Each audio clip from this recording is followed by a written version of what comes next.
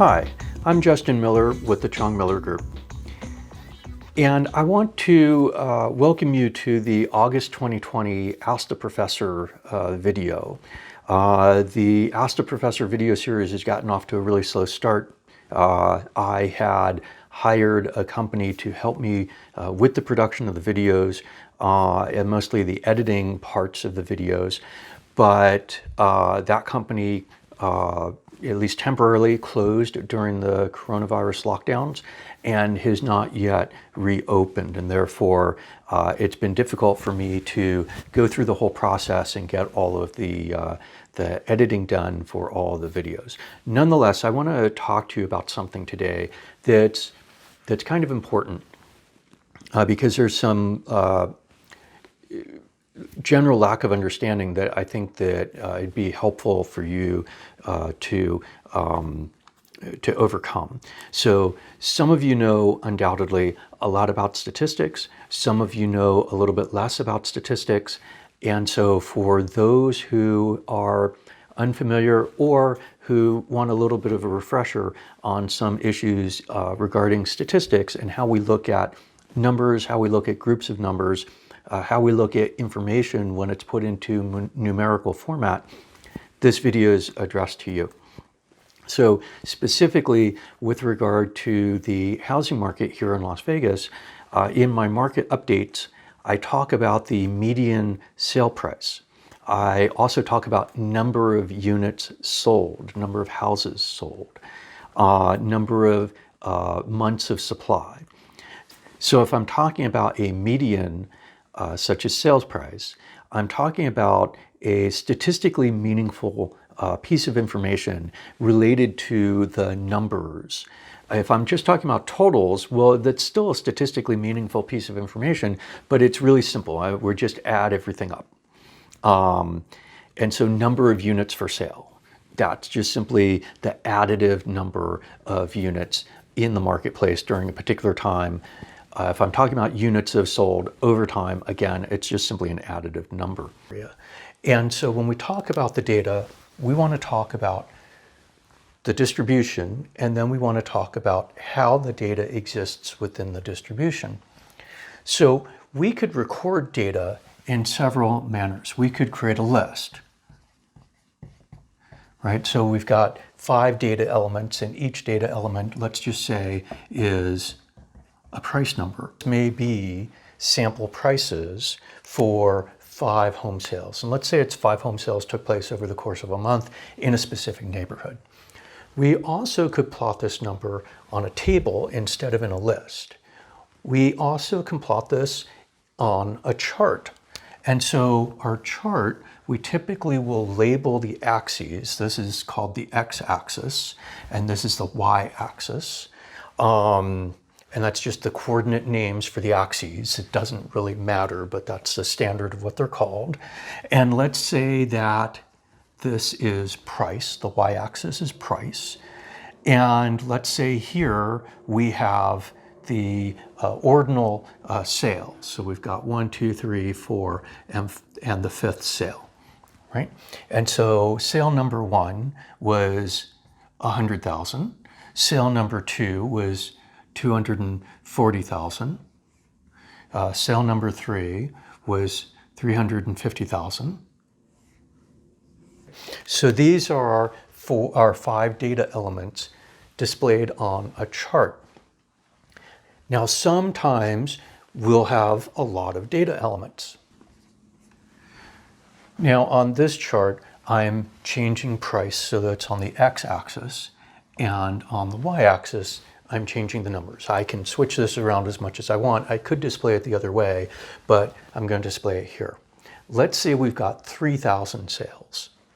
And we've got here 100, 200, 300, 400, 500, 600, 700, 800, 900, and 1 million. All right, so that's 1 million, that's 100,000, and this is 0. Some number of sales occur at any individual price in here.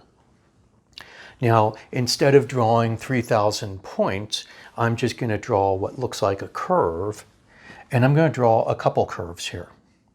So the first curve I'm going to draw looks approximately like what we refer to as a normal distribution or a bell-shaped curve. In the normal distribution, you have your high point, the greatest number, occurring in the middle, and then you have the distribution falling off from each side. We could have a couple of other distributions here, or we could have multiple different types of distributions here. What if we had a distribution that looked like that? Okay, this blue line. Ignore the black line for a second. Well, in this blue line, we have a high point here and here. It's a distribution over the same range. The range is 0 to 1 million. Okay, but our data are aligned very differently. We could have another type of distribution. This is, by the way, it's called bimodal. We could have another type of distribution which simply starts relatively high and trails down. Each of these distributions is descriptive of the data that exists within the particular range. Different data, same range, right? So these are not descriptive of the same data elements. They're just simply different ways that we could end up seeing what the distribution is. Well, when we describe data, there's a couple things that we want to use to describe the data. One is we want to describe the range. The occurrences of the data fit within the range of 0 to 1 million. We want to describe the n, or the number of observations. In our example, we're going to say there's 3,000 observations. And what I want to point out to you is that on our distribution, we have a point of central tendency. It's some point that describes the middle of the distribution. It could be halfway between 0 and 1 million. It could be relative to the particular shapes of our curves. And each of these is going to have different central tendencies, and which is why I want to talk about this particular issue of median. I also want to mention, though, that here we see on this black curve, it's also true on the green and the blue curve, but it's easiest to look at on the black one. We see information over here in what's referred to as the tail. This is the left tail, and this is the right tail. All right. Now, the tail shapes can differ. If we look at this blue chart, we see our tails are quite large. In the green chart, we don't have any kind of left tail. We have the bulk of our distribution happening approximately at 0. We only have a long right tail. These tails can be thicker, meaning there's a lot of occurrences in this lower part of the distribution or the upper part of the distribution. They can be very long. So having said that, let's think about the ways in which we describe this point of central tendency in the distribution. So I'm going to draw, forget the axes here, but I'm going to draw our 3 distributions.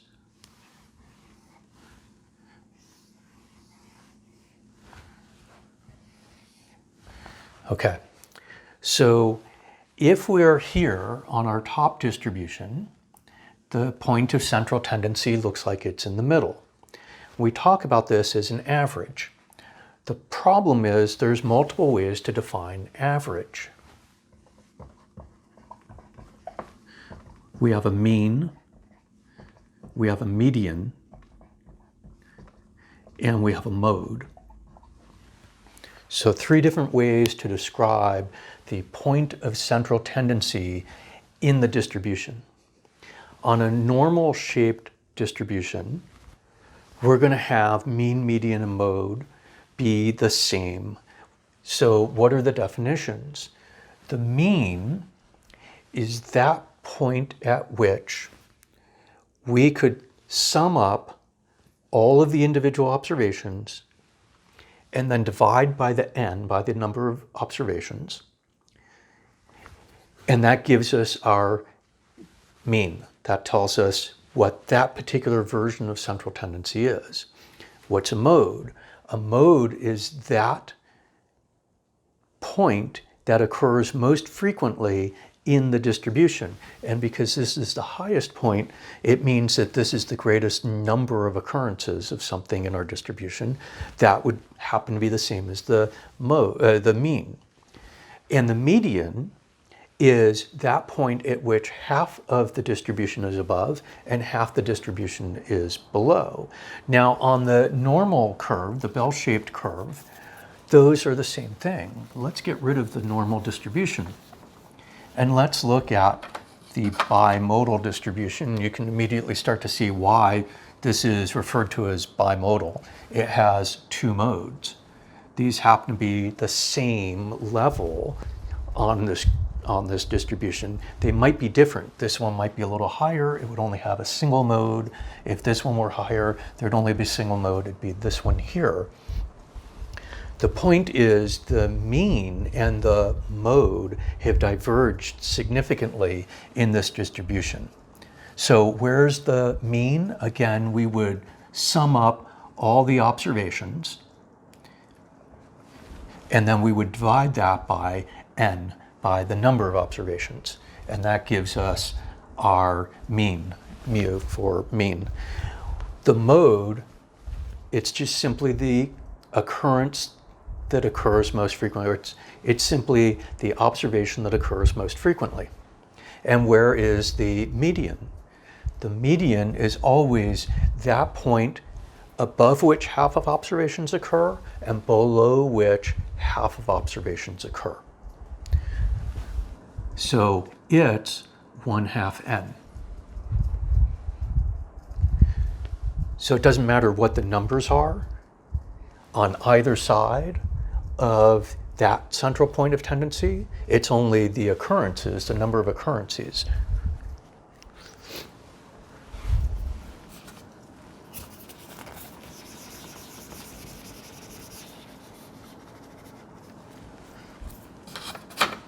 And what about in this distribution? Well, the mean is going to be the sum of the total of the observations divided by the number of observations. And we'll just say that it's somewhere around here. The larger numbers are going to have a greater weight on where the mean is. Where is the mode? The mode is going to be here.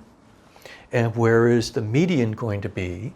Well, it's probably going to be a little bit this side of the mean, because we need half the observations on each side of that. But it depends entirely on the particular shape of the distribution. Okay, so why is that important?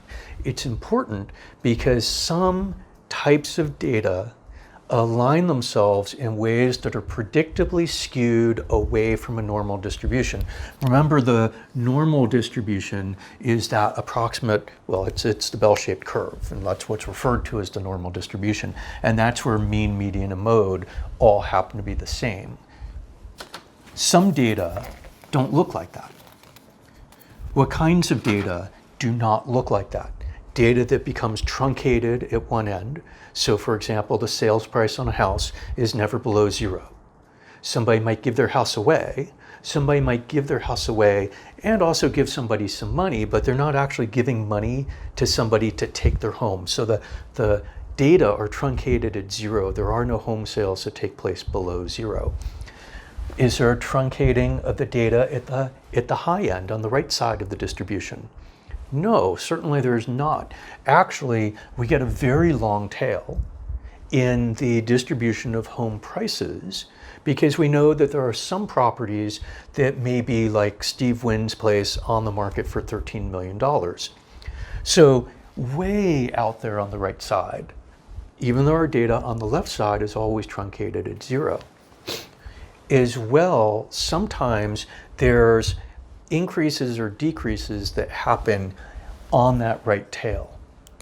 So what's the distribution for home prices look like? Well, it looks like this. There are very few data points, occurrences that happen below 100,000. Very few actually that happen below 200,000. A very large number that happen about 300,000. And between 300,000 and 400,000, the data peak. I'm going to change this a little bit. The data peak and start to fall off. And by 3, 4, 5, by about 600,000, we start coming down significantly. But you'll notice this tail over here continues at positive observations, meaning actual observations.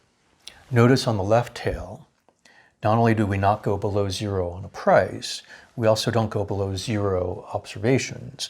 But there are 0 observations at $0. There are almost 0 observations at $100,000.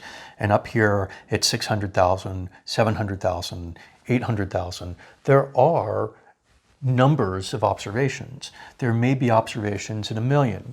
This may actually jump up and down here so that we've got multiple or significant numbers of observations at the 2 million, at the 2.5 million, and et cetera, et cetera. Well, now let's look at our points of central tendency, because now we've shown what the distribution is for pricing. So if we talked about the mode, what we would talk about is that point here, most common, price. That's the mode. If we talk about the mean, what we'd have to do is we'd have to sum up all of the observations, the value of all the observations, and divide that by the number of observations. And the mean could be somewhere around here. It could be somewhere around here. But it's going to be pulled significantly one way or another, depending on what the shape of the tail is. If, on the other hand, we take the median price, it doesn't matter what the shape of the tail is at all. What matters is that point above which half the observations occur and that point below which half the observations occur. And let's say that that point is here. On my chart, it looks like it's about 390,000. That's not accurate for Las Vegas right now. The number is actually about 330,000, but to be consistent with my chart. So that's the median. Now let me point out to you here, if my distribution changes, it goes up and comes down to 0, and there's nothing beyond about 1.3 million. Or if it continues this way, and just very small numbers above, it doesn't matter as long as this is half the distribution here, and this is half the distribution here. My tail shapes, the thickness of the tail and the length of the tail, are not relevant to us. It has very little influence on what the median price is. And so when we talk about prices, we talk about medians. Now I will comment on 2 things. One person has been commenting on a couple of my videos asking, well, what's happening up here in the prices that are non-conforming loans, in the prices that are jumbo loans? Are most sales happening here? No, and it doesn't really matter as long as it's only half are here and half are below.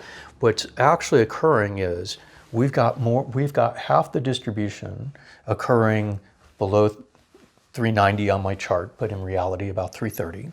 We've got half the distribution occurring above. It wouldn't matter if all of that which occurred above the median point happened to transact at $400,000 to $410,000. A jumbo loan is a loan of $510,400 or more presently in Nevada. So if this curve actually dropped off and we had a huge bump over here in sort of a bimodal distribution, it wouldn't matter because it's only half the observations over here on this side. It doesn't matter if they're jumbos or non-jumbos or a mix of jumbos and non-jumbos. So that's the first point. The second point I want to talk about is this. So I've adjusted my distribution a little bit. So this is 330,000 at the median. Okay. Now, is it possible to skew the median one direction or another? It is. And this is happening in the reports that you see coming out of Las Vegas realtors. This is happening in the reports you're seeing in the Las Vegas Review Journal and happening in the reports that some people give you in various videos. You can cause a significant shift in the median if you start describing different data. In my videos, I present you resale, single-family residential in Las Vegas Valley. Some people present to you alternatively,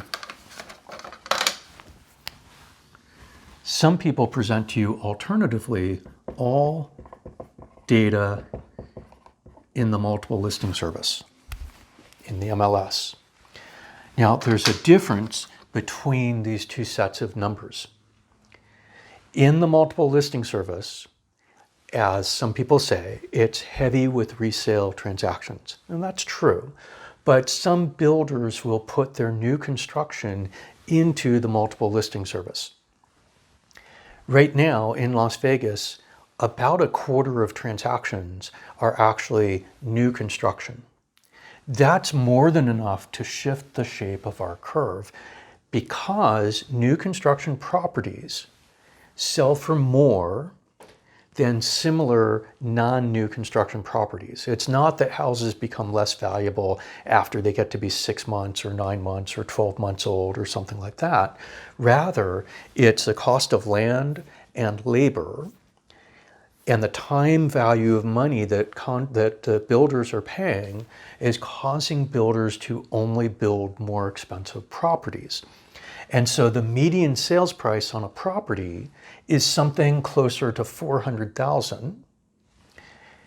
The median sales price on a resale property is about $330,000. If I combine, as is in the full data set for the multiple listing service, those things, what happens is the shape of the distribution moves out that way, and we end up with a different mean, we end up with a different mode, but we also end up with a different median, and the median becomes a higher number.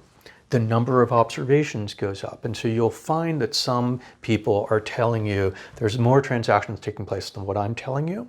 They're also telling you they're happening at higher prices than what I'm telling you. It's because they're actually describing a different population of data. They're describing all data in the multiple listing service. They're not describing resale single-family homes in Las Vegas. If you are an owner and you're thinking about selling, you're interested in what's happening in the resale marketplace. You don't really care what the disparate and esoteric data is that's in this data set called the multiple listing service that you have no real attachment to yourself. So the numbers that I'm providing you, the insights that I'm providing you, I'm going to suggest are actually more on point, more helpful. They're more relevant to you and your home and what you may have as an asset to be able to sell. Similarly, if you're in the purchase market, if you're a buyer, if you're looking at new construction homes, you're looking inherently at paying more money than if you're looking in the resale marketplace. And so knowing what the resale market is doing is actually advantageous to you. You can go talk to a builder. Better yet, you can come talk to me and I can talk to builders with you and we can figure out if you want to buy a new construction property. Sometimes they're great to buy, but they are more expensive than what you're going to be paying in the resale marketplace. So This allows you to see and understand why there's differences in the data, in the descriptions of the data that I'm providing you relative to what others are providing. It also explains the issue of mean and median and mode, and why we use median when we talk about price. It is not skewed heavily by a change in the distribution or the shape of the right tail. I hope you found this information helpful. I'm Justin Miller with the Chong Miller Group. Please feel free to send me your questions, email or call me. We can sit down, we can talk about them, and I'd love to provide this kind of information to you. I'd also love to help you with regard to your transactions in the real estate market. At the Chong Miller Group, we help people buy and sell homes. We look forward to being able to help you. Thank you.